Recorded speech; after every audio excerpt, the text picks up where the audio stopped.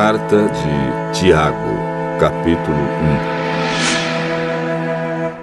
1. Eu, Tiago, servo de Deus e do Senhor Jesus Cristo, envio saudações a todo o povo de Deus espalhado pelo mundo inteiro.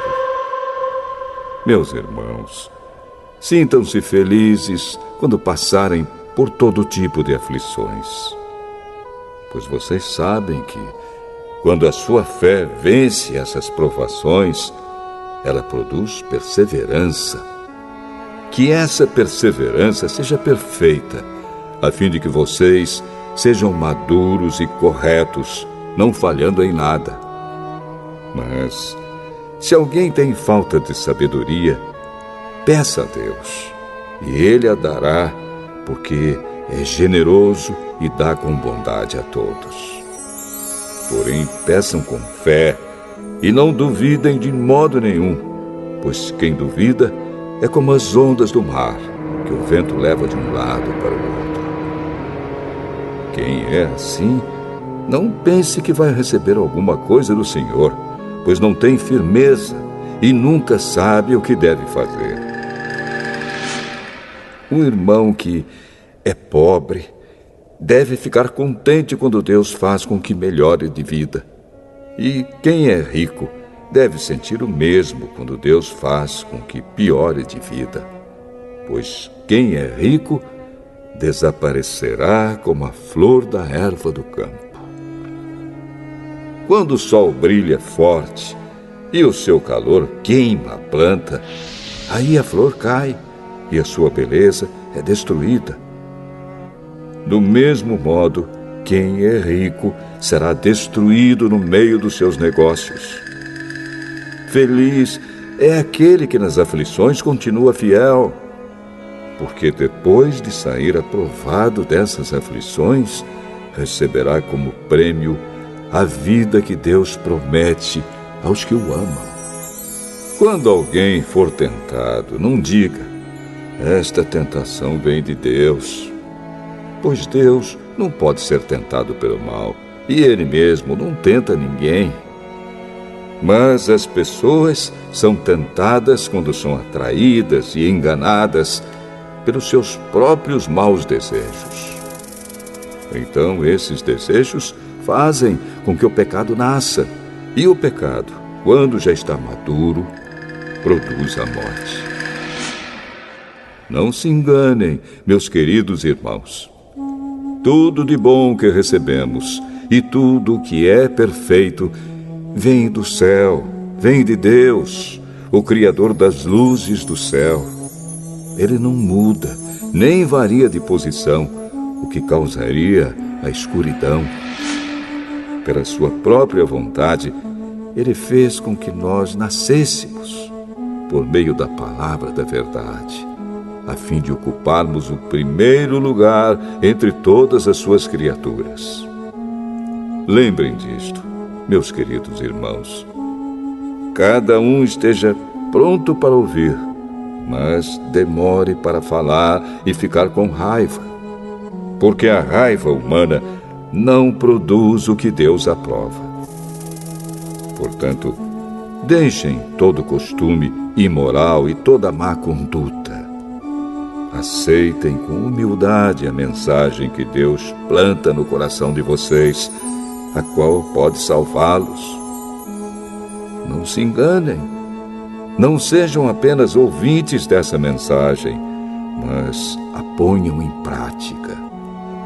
Porque aquele que ouve a mensagem e não a põe em prática é como uma pessoa que olha no espelho e vê como é.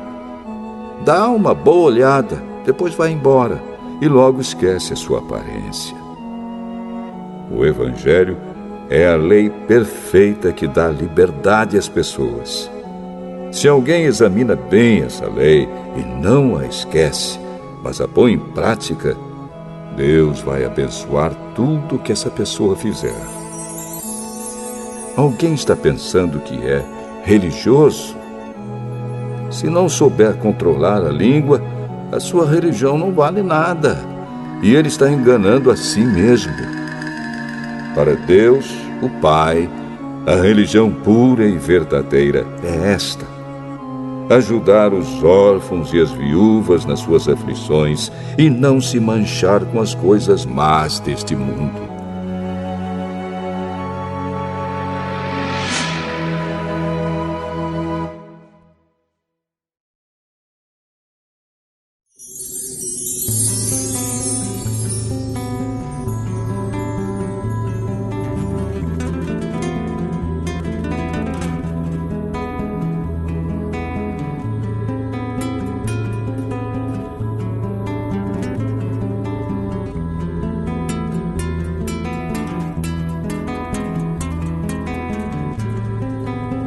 Tiago, capítulo 2. Meus irmãos, vocês que creem no nosso glorioso Senhor Jesus Cristo, nunca tratem as pessoas de modo diferente por causa da aparência delas. Por exemplo, entra na reunião de vocês um homem com anéis de ouro e bem vestido, e entra também outro, pobre e vestindo roupas velhas. Digamos que vocês tratam melhor o que está bem vestido e dizem: este é o melhor lugar, sente-se aqui. Mas dizem ao pobre: fique de pé, ou sente-se aí no chão, perto dos meus pés. Nesse caso, vocês estão fazendo diferença entre vocês mesmos e estão se baseando em maus motivos para julgar o valor dos outros. Escutem, meus queridos irmãos. Deus escolheu os pobres deste mundo para serem ricos na fé e para possuírem o reino que Ele prometeu aos que o amam. No entanto, vocês desprezam os pobres. Por acaso, não são os ricos que exploram vocês e os arrastam para serem julgados nos tribunais? São eles que falam mal do bom nome que Deus deu a vocês. Se vocês obedecerem à lei do reino, estarão fazendo o que devem, pois nas Escrituras Sagradas está escrito: ame os outros como você ama a você mesmo. Mas, se vocês tratam as pessoas pela aparência, estão pecando, e a lei os condena como culpados. Porque quem quebra um só mandamento da lei é culpado de quebrar todos. Pois o mesmo que disse: não cometa adultério, também disse: não mate. Mesmo que você não cometa adultério, será culpado de quebrar a lei se matar. Falem e vivam como pessoas que serão julgadas pela lei que nos dá a liberdade. Quando Deus julgar, não terá misericórdia das pessoas que não tiveram misericórdia dos outros. Mas as pessoas que tiveram misericórdia dos outros não serão condenadas no dia do juízo final. Meus irmãos, que adianta alguém dizer que tem fé se ela não vier acompanhada de ações? Será que essa fé pode salvá-lo? Por exemplo, pode haver irmãos ou irmãs que precisam de roupa e que não têm nada para comer. Se vocês não lhes dão o que eles precisam para viver, não adianta nada dizer que Deus os abençoe, vistam agasalhos e comam bem. Portanto, a fé é assim. Se não vier acompanhada de ações, é coisa morta. Mas alguém poderá dizer: você tem fé e eu tenho ações. E eu respondo: então me mostre como é possível ter fé sem que ela seja acompanhada de ações. Eu vou lhe mostrar a minha fé por meio das minhas ações. Você crê que há somente um Deus? Ótimo!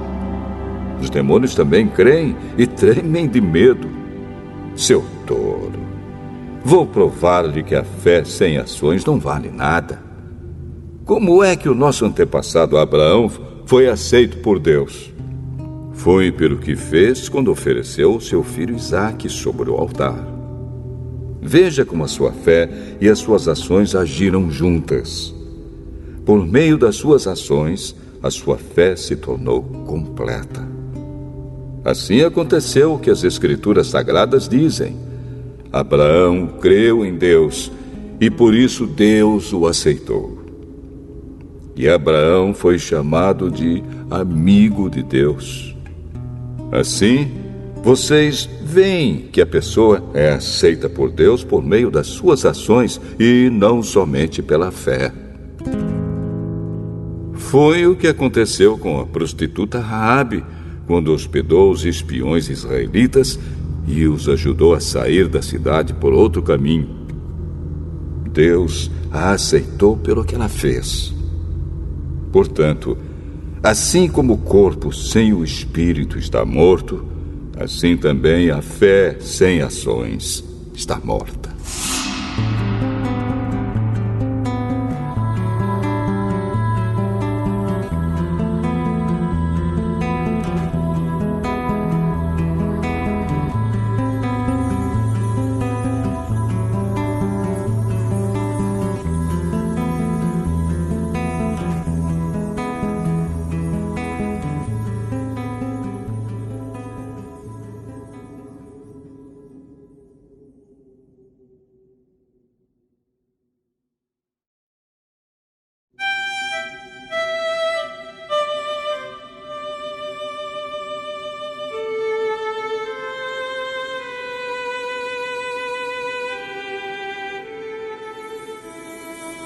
Tiago, capítulo 3.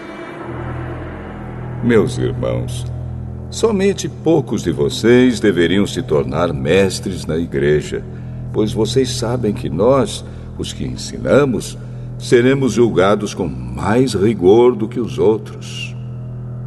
Todos nós sempre cometemos erros. Quem não comete nenhum erro no que diz é uma pessoa madura, capaz de controlar todo o seu corpo. Até na boca dos cavalos colocamos um freio para que nos obedeçam e assim fazemos com que vão aonde queremos. Pensem no navio. Grande como é, empurrado por ventos fortes, ele é guiado por um pequeno leme e vai aonde o piloto quer. É isto que acontece com a língua. Mesmo pequena, ela se gaba de grandes coisas. Vejam como uma grande floresta pode ser incendiada por uma pequena chama. A língua é um fogo. Ela é um mundo de maldade, ocupa o seu lugar no nosso corpo e espalha o mal em todo o nosso ser. Com o fogo que vem do próprio inferno, ela põe toda a nossa vida em chamas.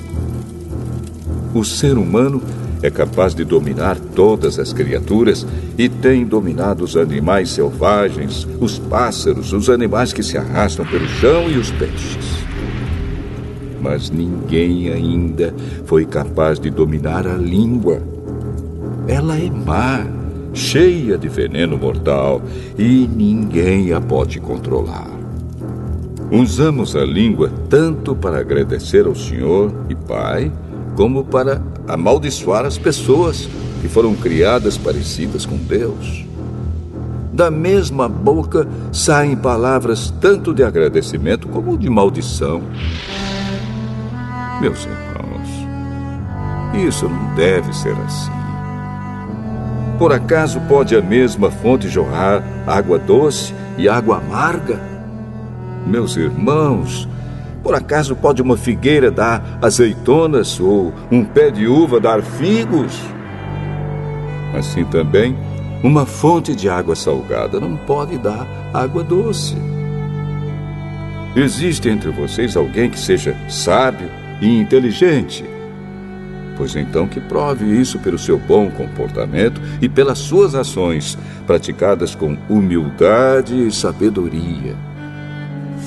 Mas se no coração de vocês existe inveja, amargura e egoísmo, então não mintam contra a verdade, gabando-se de serem sábios. Essa espécie de sabedoria não vem do céu, ela é deste mundo, é da nossa natureza humana e é diabólica. Pois onde há inveja e egoísmo, há também confusão e todo tipo de coisas más. A sabedoria que vem do céu é, antes de tudo, pura, e é também pacífica, bondosa e amigável.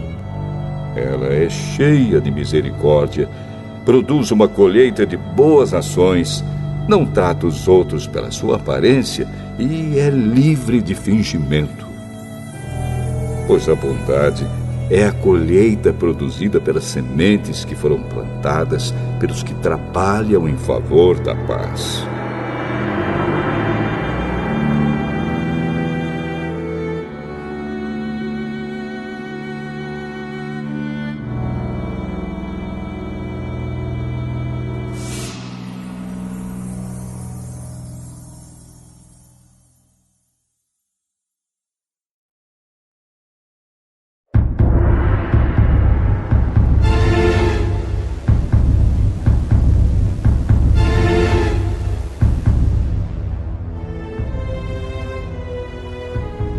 Tiago, capítulo 4. De onde vêm as lutas e as brigas entre vocês? Elas vêm dos maus desejos que estão sempre lutando dentro de vocês. Vocês querem muitas coisas, mas como não podem tê-las, estão prontos até para matar a fim de consegui-las. Vocês as desejam ardentemente, mas, como não conseguem possuí-las, brigam e lutam. Não conseguem o que querem porque não pedem a Deus. E quando pedem, não recebem porque os seus motivos são maus. Vocês pedem coisas a fim de usá-las para os seus próprios prazeres. Gente infiel, será que vocês não sabem que ser amigo do mundo é ser inimigo de Deus? Quem quiser ser amigo do mundo se torna inimigo de Deus. Não pensem que não quer dizer nada esta passagem das Escrituras Sagradas. O Espírito que Deus pôs em nós está cheio de desejos violentos. Porém, a bondade que Deus mostra é ainda mais forte, pois as Escrituras Sagradas dizem: Deus é contra os orgulhosos, mas é bondoso com os humildes. Portanto, obedeçam a Deus e enfrentem o diabo, que ele fugirá de vocês. Cheguem perto de Deus e ele chegará perto de vocês. Lavem as mãos, pecadores. Limpem o coração, hipócritas. Fiquem tristes, gritem, chorem. Mudem as suas risadas em choro e a sua alegria em tristeza. Humilhem-se diante do Senhor e Ele os colocará numa posição de honra. Meus irmãos, não falem mal uns dos outros. Quem fala mal do seu irmão em Cristo ou o julga, está falando mal da lei e julgando-a. Pois, se você julga a lei, então já não é uma pessoa que obedece à lei, mas é alguém que a julga. Deus é o único que faz as leis e o único juiz. Só Ele pode salvar ou destruir. Quem você pensa que é para julgar os outros?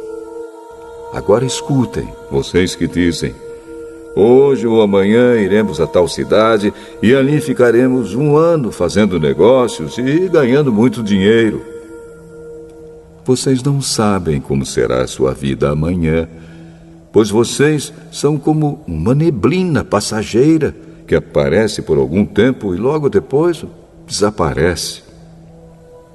O que vocês deveriam dizer é isto: se Deus quiser, estaremos vivos e faremos isto ou aquilo. Porém, vocês são orgulhosos e vivem se gabando. Todo esse orgulho é mau. Portanto, comete pecado a pessoa que sabe fazer o bem e não faz.